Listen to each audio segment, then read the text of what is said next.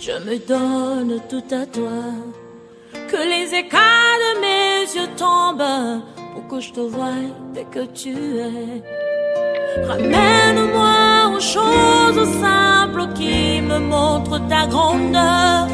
Les cieux, la terre suffisent pour décrire toute ta splendeur. Ouvre mes yeux que je voie ton armée qui m'entoure. Que je cesse de croire à la taille des illusions que... Si vous voulez réussir dans votre vie, je crois que le premier élément, il faut avoir une vision, un but à atteindre. Alors si vous n'avez pas ces choses, bien aimé, vous allez faire les cercles vicieux, vous allez faire les choses comme tout le monde, mais à vrai dire, ce que je sais, tout le monde n'est pas tout le monde. Chaque personne, au moins, il a une particularité que Dieu lui a donnée, et cette particularité-là qui va les différencier des autres, et c'est ce que nous disons même, le succès quand tu réussis dans cette particularité-là. Je pense que un philosophe est philosophé comme nous le disons, mais je pense qu'un prédicateur de la parole est vraiment bien placé pour conduire. Pourquoi? Parce que j'ose croire qu'un prédicateur de la parole, c'est quelqu'un qui est rempli du Saint-Esprit. Et celui qui a le Saint-Esprit, mes bien-aimés, je vous dis, c'est une personne qui est aussi bien placée pour conduire les gens. Amen. Parce que le vrai conducteur, c'est l'Esprit du Seigneur. Et celui qui a le Saint-Esprit, je crois, il peut mieux conduire les gens. Quelqu'un peut être un philosophe, mais il n'a pas le Saint-Esprit. Quelqu'un peut être professeur de l'université, mais n'a pas le Saint-Esprit. Quelqu'un peut être un président, mais n'a pas le Saint-Esprit. Combien de présidents que nous avons vus échouer dans leur discours, programme par rapport aux campagnes, et lorsqu'ils arrivent au pouvoir, ils n'arrivent même pas à remplir 2 points ou 3 points, tout simplement parce qu'il a donné ses discours en tant qu'humain, mais la puissance qui amène les gens à les conduire ou à la réussite, il n'en a pas. C'est pourquoi je dis que l'Église est bien placée pour conduire les gens. Pourquoi? Parce que celui qui prêche à l'Église, celui qui parle à l'Église, nous supposons et nous croyons et nous disons que c'est une personne qui est remplie du Saint-Esprit. Et Jésus-Christ a dit, il est avantageux que je m'en aille. Lorsque le Saint-Esprit viendra, il vous conduira dans tout ça, dans toute la vérité. C'est pourquoi ce matin, j'aimerais tout simplement dire la vérité. Au lieu de flatter quelqu'un pour dire, j'aimerais que mon église, qu'il ait beaucoup de gens, que je fasse les foules, que je sois un pasteur connu dans la ville, et que je ramasse les gens, que les gens soient là. Non, non. J'aimerais que tu sois à la place qu'il faut et que tu puisses réussir là-bas. Parce que je te garde ici et ce n'est pas ta place, ce n'est pas votre environnement, tu ne vas pas réussir. À vrai dire, je suis méchant. À vrai dire, je ne suis pas un bon monsieur, je me suis aimé moi-même, mais je n'ai pas aimé mon prochain. Or, la Bible dit, aime ton prochain comme tu t'aimes toi-même. Donc, comment je peux aimer mon avantage? Donc, comment je peux aimer que les gens soient nombreux ici, que les gens voient que j'ai l'église, qu'il y a beaucoup de gens. Mais beaucoup de gens qui sont dans ton église là, à vrai dire, ce ne sont pas des gens qui devaient être dans ton église. Mais tu les as gardés peut-être par des spectacles, tu les as gardés peut-être par des imaginations, tu les as gardés peut-être par je ne sais pas comment, parce que tu leur donnes de l'argent. Le pasteur dans cette ville, il a des cartons d'argent. Alors quand tu arrives, il te donne, il te donne, il te donne, et tu te mets là-bas à cause de l'argent qu'il t'a donné. Et à vrai dire, est-ce que c'est la place où tu devais être? Amen. Votre amen me dérange. Alors maintenant, quand je te prêche cette parole, quand je t'enseigne comme ça, tu trouves que parmi les 5 signes ici, je cite, ce n'est pas vraiment l'endroit où tu devais être, c'est-à-dire jusqu'à la fin du culte, tu vas prier le Seigneur, tu prends tes bagages, tu fais quoi? Tu cherches le Saint-Esprit qui te conduit là où tu devais être. Est-ce qu'on se comprend? Est-ce qu'on se comprend? Okay. Parce que je ne donne pas cet enseignement pour donner, parce que y a des gens qui passent leur temps à l'église pour rien. Il y a des gens qui sont dans un lieu pour rien. Tu sais, 1 minute que tu perds ailleurs, ça te coûtera trop cher. Parce que la vie est faite de temps. Moi, je ne suis pas ici pour te garder, pour que je te garde, pour que je te garde. Entre-temps, votre succès, votre avenir est ailleurs. Je ne peux pas faire ça. Alors, c'est pourquoi je te donne ces 5 signes. Même si tu me donnes $10,000 à la fin du mois. Mais si tu vois que dans ces 5 signes ici, ta place n'est pas ici. Tu prends tes bagages, tu pries le Seigneur, tu veux me voir, papa. Ce que tu avais donné, j'ai découvert que ma place n'est pas ici. Prie pour moi que je fasse quoi? Que je trouve ma place et je prie. Au lieu de rester ici, je suis en train de te détruire, de détruire. Et ce que tu devais faire dans ta vie, tu ne le feras pas. Alors je ne sais, moi je ne veux pas être un pasteur là qui veut dire, j'ai prêché, j'avais beaucoup de gens qui cherchent ça là, les gens dehors. Non, je vais être un pasteur qui peut dire que je fais réussir les gens la vie par la parole et la vision et la mission que Dieu m'avait confiée. Je crois que ça sera une bonne chose. Au lieu de dire que moi j'ai fait le plein, je sais que avec la parole que je prêche, avec la mission que Dieu m'a donnée, les pleins, je les ferai. Toutes ces choses-là, je les ferai, je les sais. Mais ce n'est pas ça vraiment ma préoccupation. Je sais, moi-même, je peux dire que ces pleins, les cortèges et toutes ces choses, je peux tout simplement dire, ce sont des ingrédients de mon évangile. Mais à vrai dire, ce n'est pas ça ma mission. J'ai ma mission, c'est pourquoi j'insiste sur ça. Je n'aime pas des gens médiocres, je n'aime pas des gens moins intelligents. Et quand tu viens ici, je fais l'effort pour que tu sois vraiment intelligent. Alors, si tu es moins intelligent, je suis en train de fournir l'effort pour que tu sois intelligent. Et c'est ça ma mission. Je ne suis pas ici qu'un pasteur que tu peux faire peur.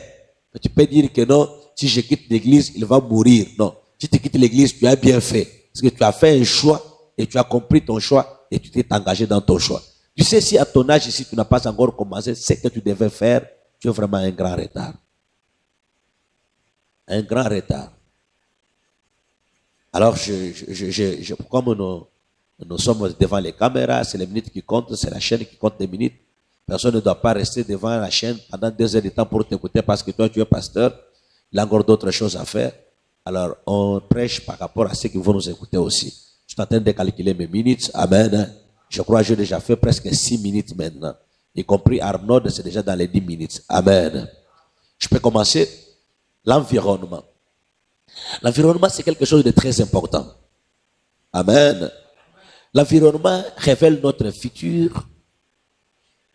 L'environnement peut rendre que notre futur soit meilleur. L'environnement fait aussi que notre futur soit vraiment caché. Bien aimé, ne restez pas dans une place par sentiment. Je le répète encore. Il ne faut pas rester dans une place pour faire plaisir à quelqu'un. Je le répète encore. Ne sois pas à un lieu parce que ton frère est là, ton ami est là, vous êtes des gens de la même tribu. Et tu te retrouves là-bas. Non. Ne restez pas dans une place, c'est parce que je vois si je quitte, je vais faire le mal aux gens. Il ne faut jamais le faire. Il ne faut jamais le faire parce que l'environnement que tu es en train de vivre, cela reflète votre futur. Amen. Votre amen. Votre amen. Quand tu es en train de voir les gens qui sont en train de faire des cercles vicieux. Aujourd'hui, il est dans cette église. Demain, il est dans cette église. Demain, il est dans cette église. Entre-temps, il est en train de se déplacer dans les églises. Entre-temps, il est en train de grandir. Il est en train de vieillir. Or, la vie fait aussi partie de la vigueur que tu as. Et partout, il est en train de passer, il est en train de laisser quelque chose. Il sent qu'en lui, il est vide et rien, il n'a rien. C'est pourquoi il y a d'autres personnes qui restent longtemps sur place. C'est parce qu'il a déjà la connaissance de la place qu'il est. Il sait que je dois patienter parce qu'ici, je vais récolter quelque chose. Et tu vas voir qu'à la fin de la chose, la place les paye. C'est parce que lui-même avait déjà compris à l'avance. On commence d'abord. Pour que tu puisses voir que l'environnement que je suis ici est comment? Est meilleur, est favorable, est bon pour moi. Je donne d'abord le premier élément. Amen. Je crois que vos oreilles sont tellement ouvertes pour écouter ça. Il y a des gens qui vont faire leur valise ce soir pour chercher leur endroit, leur environnement. Si tu es dans un environnement, tu vois que tu es défavorisé. Tu n'es pas favorisé. Amen. Tu es dévalorisé. Amen. Tu n'es pas vraiment favorisé. Amen. Est-ce que vous comprenez? J'ai dit quoi? Ok. Tu n'es pas favorisé. À la place d'être favorisé, tu es comment? Ok. Amen. Amen. Abinoza Petramakas. Et puis j'ai dit Amen. Abinoza Petramakas. Or, on est en train de me suivre en France. Ils ne savent même pas Amen. Abinoza Petramakas, ça veut dire quoi? Amen. Si tu es dans un endroit où tu vois que tu n'es pas favorisé, et puis le dimanche prochain, je vais parler qu'est-ce qui est La faveur, c'est quoi? Être favorisé, c'est comment? Amen. Amen. Pour que ça soit vraiment clair. Aujourd'hui, je parle seulement les 5 signes, mais la semaine prochaine, je vais commencer à décortiquer chaque signe pour que la personne puisse avoir la compréhension d'être favorisé et d'être défavorisé. Ça veut dire quoi? Amen. Mais si tu te trouves dans un endroit, tu vois que tu n'es pas favorisé. Hein, mon fils? Vous êtes 3 qui jouent au synthé. Ok? Mais tu te trouves que parmi les 3, toi, tu n'es pas favorisé. Ok? C'est déjà, tu as déjà les premiers signes. Je ne t'ai pas dit que tu pars, mais tu as déjà les premiers signes. Il faut que les 5, tu constates parmi les 5. Parce que nous sommes ici 4 à 5, mais je suis défavorisé. Mais mes frères ici sont favorisés. Mais vous êtes dans un environnement. Tu vois que tu es défavorisé. Déjà, ces signes-là, les premiers signes là montrent que l'environnement où tu es, ce n'est pas bon. Amen. Amen. Nous appelons ma grâce. C'est pourquoi j'en ai donné 5. Je n'ai pas voulu que ça soit sur un seul signe pour te donner la confusion. Mais parmi les 5, tu peux trier et faire l'équilibre. Et comprendre que si le nombre est plus, ce que j'ai est plus nombreux que ce que je n'ai pas, tu peux commencer à comprendre que l'environnement est bon parce que j'ai 4 éléments qui font que bon, mais il n'y a qu'un seul qui n'est pas bon. Amen.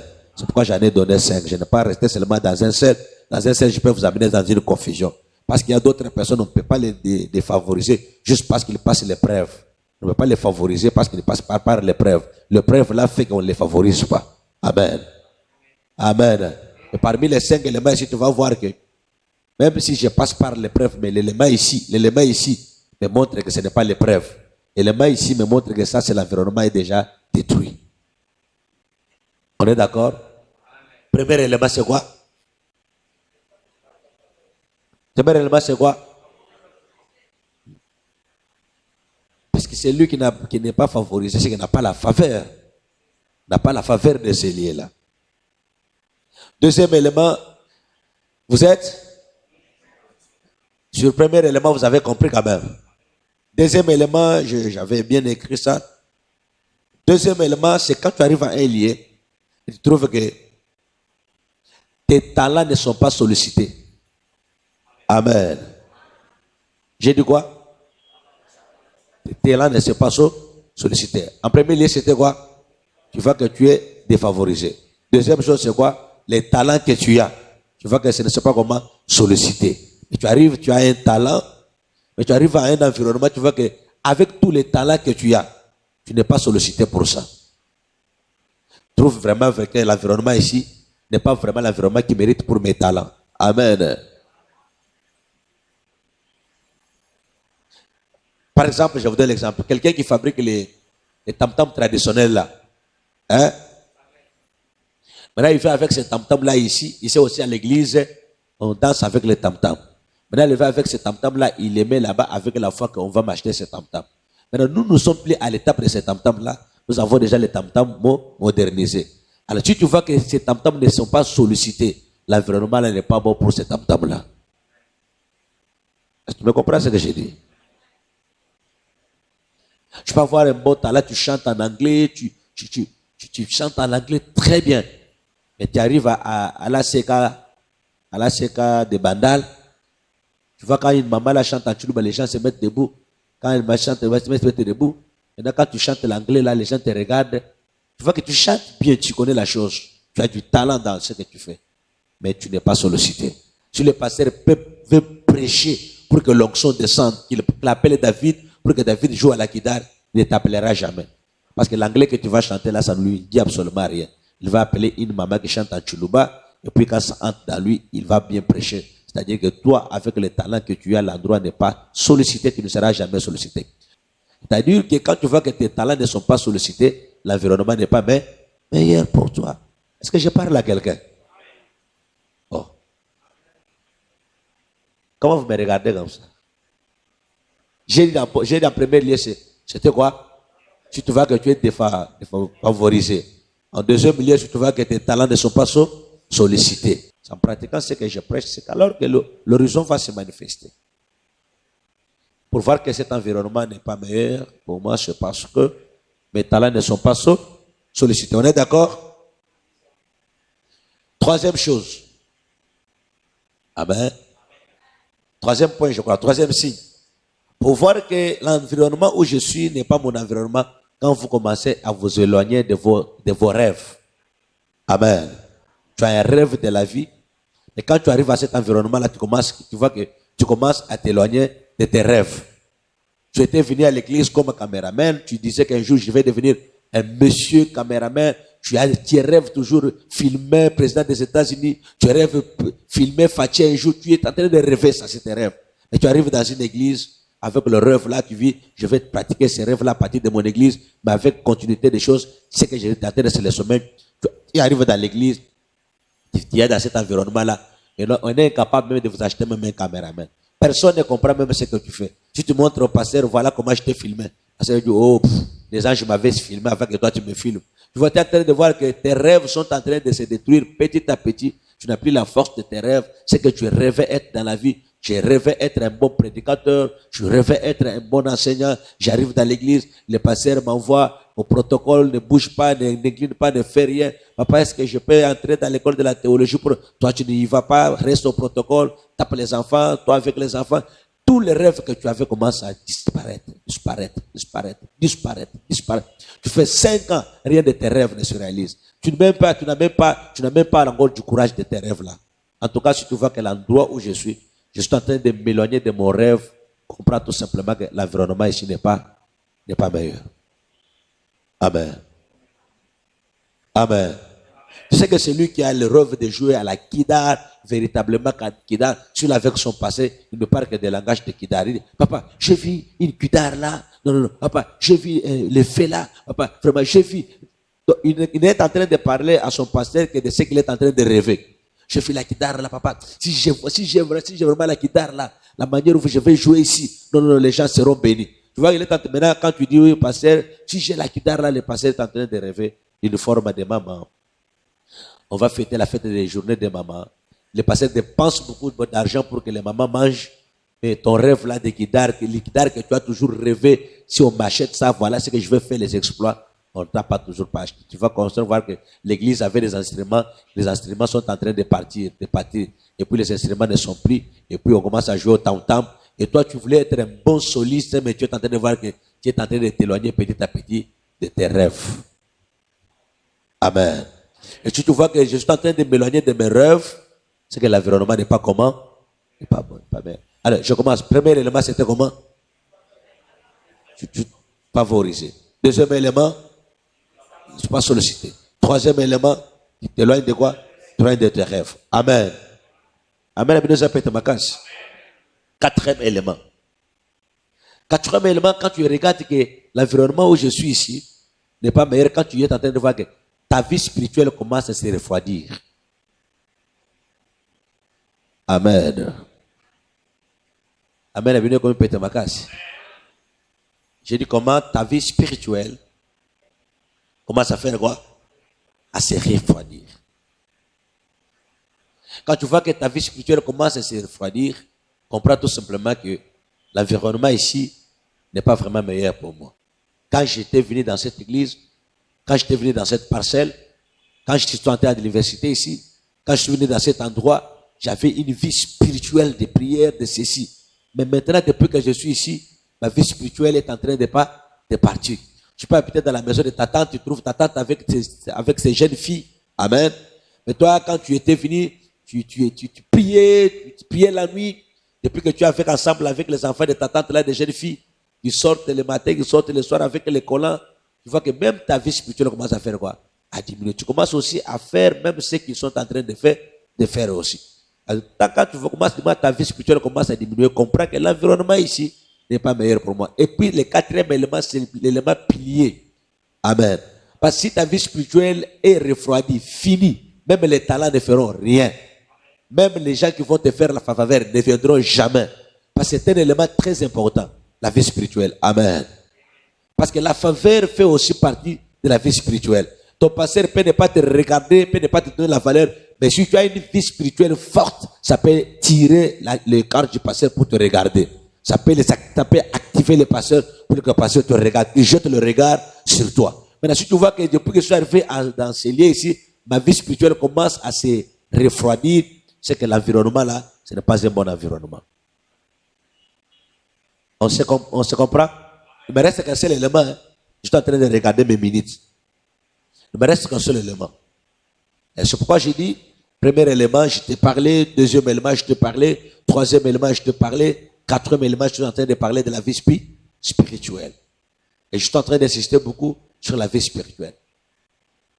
Depuis que je suis dans ces liens ici, ma vie spirituelle est en train de faire quoi? Se refroidir petit à petit. Moi, je n'étais pas comme ça. Moi, j'étais un homme de prière. Moi, j'aimais la prière. Chaque lundi, je jeûnais. Maintenant, je commence à m'éloigner de la vie de la prière petit à petit. Je commence à me refroidir. Non, les milliers n'est pas bon. Amen. Dernier élément. Acclame le Seigneur.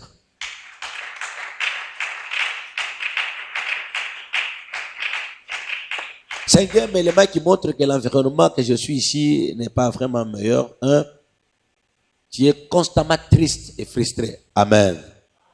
Amen. Constamment triste et comment? Et frustré. Tu sais, il y a des liens qui donnent la joie. Amen. Amen. Il y a des liens qui donnent la joie. Il y a des liens qui donnent la paix. Et il m'est arrivé la fois que je suis dans une église. Avant d'aller à l'église, je ne sens pas la paix, je ne sens pas la joie. Je sais que le pasteur va me bombarder aujourd'hui. Il va me calculer. Amen. Amen. Donc, tu es dans un lieu, tu n'as plus la joie. C'est la tristesse qui règne, la frustration qui règne. Tu peux être ailleurs. Quand tu vas entrer seulement dans la parcelle, la joie que tu avais dehors commence à diminuer. Tu commences à perdre la joie. Tu entres dans la parcelle, tu es vraiment frustré. Tu n'es pas d'accord. Tu vois déjà que les milliers ne te donnent pas la joie. Tu es frustré. Quand tu es là, tu es triste. Tu n'aimes pas. Votre amen. C'est un signe qui montre que l'environnement ici n'est pas vraiment meilleur pour moi. J'ai parlé de combien de choses? Je parlais de 5 signes. J'ai vidé déjà mes 5 signes. Le premier signe, je parlais. Deuxième signe. Les talents ne sont pas sortis. Le troisième signe. Quatrième. Cinquième. Frustré. J'ai fini mon enseignement. Est-ce qu'on peut acclamer le Seigneur?